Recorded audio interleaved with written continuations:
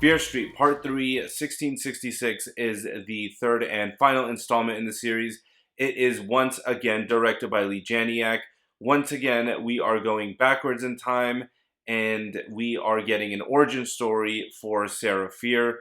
And this movie definitely steps away from the slasher genre for the first half. And honestly, this is the best of all three of the films so far. Jumping straight into the pros here, this is the scariest, the darkest, and most disturbing chapter in the entire trilogy. It also has the scariest scene in all three films. No spoilers here, but all I'm going to say is the pastor in the church. Also, the atmosphere here is incredible. The nighttime scenes with the bonfires, the candlelit nights, it's definitely setting up a cool vibe. It's very old school, and also the foggy mornings. This movie looks beautiful and, in my opinion, captures the decade or century or era, whatever you want to call it, the best out of all three films. And I love the pacing of this film. I like how it doesn't just jump right into the scares or right into the story. It likes to take its time to get there. And when it gets there, it hits a lot harder because the buildup is just done so well here. And I also very much liked the backwards timeline thing. I think it works and it's an advantage in this third film because it ties into the other two films very nicely. There are a lot of, that's how it happened moments, and all your questions will be completely answered. And I thought that was really, really fun how they tied that all in together. And now on to the cons. Is this movie creepy? Yeah, at moments it is. But I feel like they also skipped out on a lot of horror at the same time, if that makes any sense.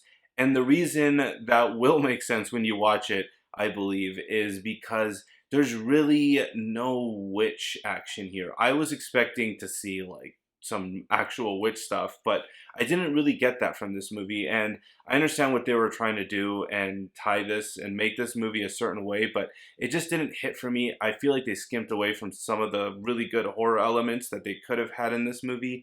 And I also don't believe that, this movie does flash forward and go back to the 90s. That's not a spoiler. Everybody kind of knew that. But the generations of evil, it just seems a little far-fetched. Like, hey, my ancestors, or we were going to do this like back in 1666. I don't know. That to me just didn't feel really believable and kind of stupid. But sure, that's fine. I mean, it's not the biggest con, but it's definitely kind of laughable.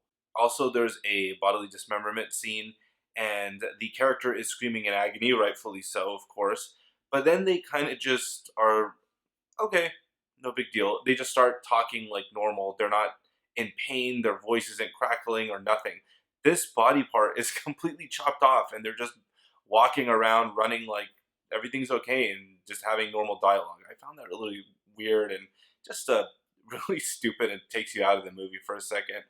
And I also don't understand why they keep doing this whole pep talk thing. They did this really eye rolling pep talk thing again, where we're different and that's okay. That's who we are. And I agree with all the message, but it's just we're gonna get him back for this person and this person, and they did it again in the second movie. They're doing it now.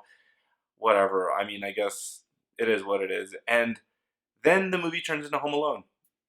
Yeah, so if they just set some booby traps and it turns into Home Alone, I was literally gonna expect some Marv and Harry action, so didn't get that, so that was disappointing. Crowbars up. And overall, the climax of this film really did drag, but the first half of this movie, I honestly would go as far as saying it's damn near brilliant. And the second half kind of falls apart, but honestly, it's a ton of fun. So I'm going to give it Fear Street Part 3, 1666 a B. Of the three films, what was your favorite? Go ahead and let me know in the comment section down below. And if you want more movie reviews, make sure to smash the crap out of that like, subscribe, and notification bell. Have your ticket ready. I'll see you guys at the next movie.